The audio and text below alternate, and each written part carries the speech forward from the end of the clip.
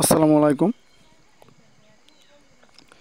আজকে আপনাদেরকে দেখাবো আমার সবজি যে ক্ষেতটা আছে আমি কি কি সবজি গাছ লাগিয়েছি।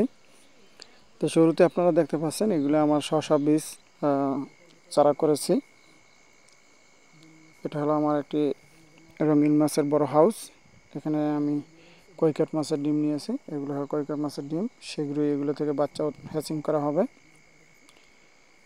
তো এটা হলো পুরো প্রজেক্টের ভিতরে আমি অনেক ধরনের সবজি গাছ লাগিয়েছি। এগুলো দেখতে পাচ্ছেন, এগুলো হলো ঢেঁড়স গাছ এবং ওই পাশে লাগিয়েছে বোম্বাই মরিচ।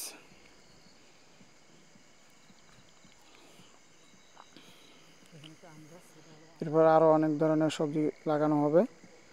দেখেন একটা আম গাছ, এই আম গাছটার ভিতরে অসংখ্য আমের মুকুল হয়েছে। ছোট একটি আমরুপালি গাছ, দেখেন মাশাআল্লাহ কতগুলি আমের মুকুল হয়েছে।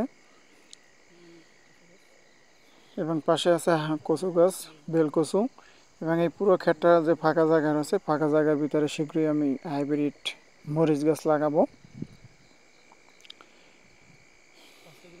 এর পাশে আবার বেগুন গাছ, তো টমেটো গাছ লাগিয়ে দিয়েছি।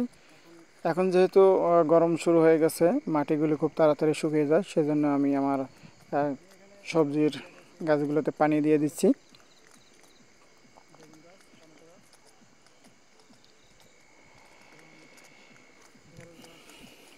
সবজি গাছে গরমের ভিতরে পানি দিলে গাছের গ্রোথ ভালো হয় এবং সবজিও ভালো উৎপাদন হয়, সেজন্য আমি সবজি খেতে পানি দিয়ে দিচ্ছি। পুরোটাই আমি পানি দিয়ে ভিজিয়ে দেব এবং শীঘ্রই এখানে মরিচ গাছ লাগাবো, হাইব্রিড মরিচ গাছ।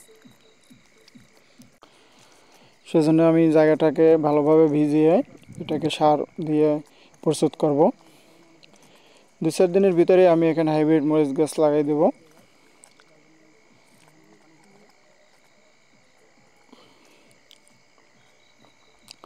এর পাশাপাশি আমি এখানে আরও সবজি লাগিয়ে দিয়েছি, যেমন বরবটি, 12 মাসি বরবটি গাছ, বেগুন গাছ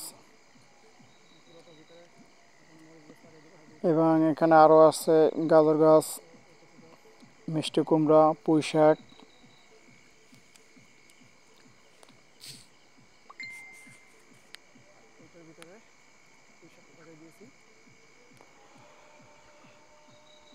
এই যে এখানে আমি পুঁই শাকের গাছ লাগিয়ে দিয়েছি। দেখেন পুঁই শাক গাছ অলরেডি বড় হওয়া শুরু হয়েছে। এই যে পুঁই শাক,